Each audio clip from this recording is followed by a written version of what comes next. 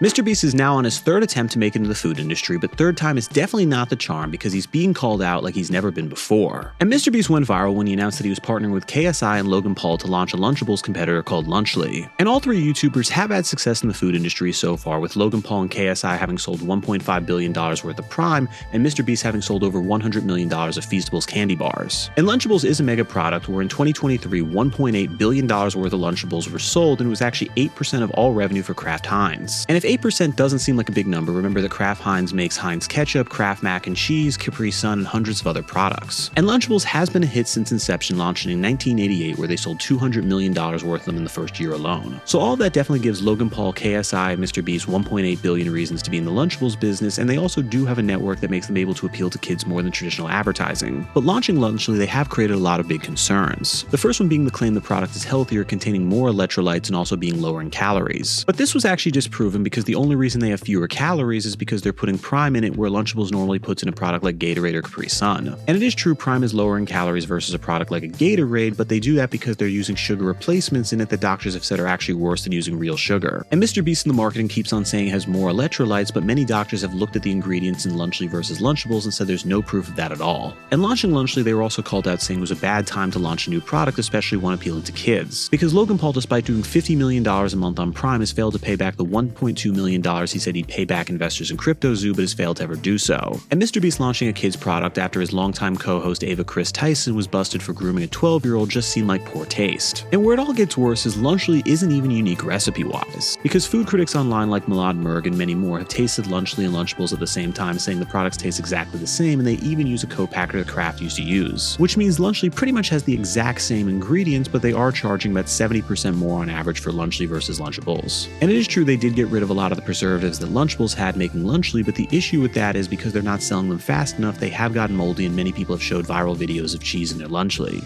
Oh, that is nasty. And the final sin here is the name Lunchly just really sucks. Because while Lunchables at least sounded cute, Lunchly sounds like a rejected Silicon Valley startup. And that's not even close to the worst YouTuber product, so for more, click here for my top 10 list, and with that, I'm Charles Pearl. Please subscribe to learn something.